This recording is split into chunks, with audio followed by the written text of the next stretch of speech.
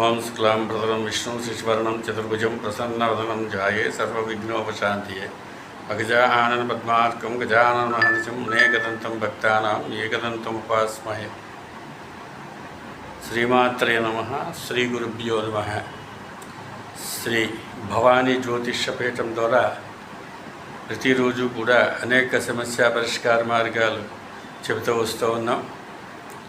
ఈరోజు మహిమాన్వితమైనటువంటి ఒక యంత్రం గురించి, ఆ యంత్రం యొక్క లాభం గురించి చెప్పదలుచుకున్నాం.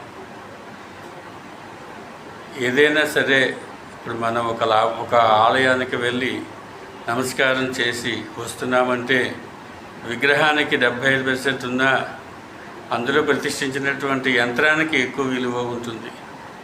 సమానమైనటువంటి యంత్రం ఉంటుంది కాబట్టి నిత్య పూజలు చేయాలి అని చెప్పారు. అలాగే గృహంలో కూడా 10 మంది వస్తూ ఉంటారు, పోతూ ఉంటారు. వ్యాపారానికి కూడా 10 మంది వస్తూ ఉంటారు, పోతూ ఉంటారు. నరదృష్టికి నాపరాయి కూడా పగులుతుందనేటటువంటి శాస్త్రం మనకుంది. అందువల్ల మన వ్యాపారం ప్రారంభించిన ఇటు గృహంలో కూడా ఒక యంత్రాన్ని పెట్టుకుని పూజిస్తూ ఉండాలి. కానీ ఆ యంత్రం మహిమాన్వితమైనటువంటి యంత్రమై ఉండాలి.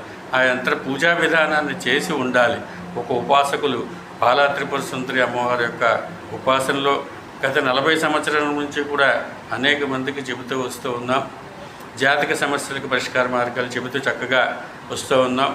అలాగే ఆశేష భక్తిజనానికి కూడా గృహంలోకి వ్యాపారంలోకి పనికొచ్చేటటువంటి ఒక దివ్య భవ్యమైనటువంటి యంత్రాన్ని మేము తయారు చేస్తూ ఉన్నాం. ఈ యంత్రం యొక్క నరకోశ యంత్రము అంటారు దీన్ని. ఈ నరకోశ యంత్రాన్ని పెట్టుకున్నట్లయితే ఇంట్లో కానీ వ్యాపార స్థలంలో కానీ పెట్టుకుంటే ఈ నరకోశ యంత్రములో మూలమంత్రాలు అనేటటువంటివి ఉంటాయి. ఈ మూలమంత్రముతో 41 రోజు పాటు పూజ చేసి అమ్మవారి సన్నిధిలో ఉంచి నిత్యం కూడా జపం చేసినటువంటి ఈ దివ్య భవ్యమైనటువంటి యంత్రం. ఈ యంత్రాన్ని ఎవరైతే వ్యాపార స్థలంలో కానీ ఇంట్లో కానీ పెట్టుకుంటారో ఈ యంత్రాన్ని మనం బయట పెట్టడం కాదు, పైన పెట్టడం కాదు, పూజా మందిరంలో వ్యాపారం చేసుకునేటప్పుడు పూజా స్థలంలో నిత్యం ఫోటో పెట్టుకుని పూజ చేస్తూ ఉంటాం.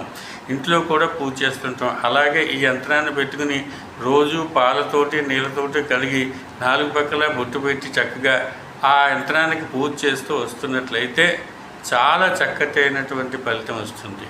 కాబట్టి కావలసినటువంటి వారు మిమ్మల్ని సంప్రదించి ఈ యంత్రాన్ని పొందవచ్చు.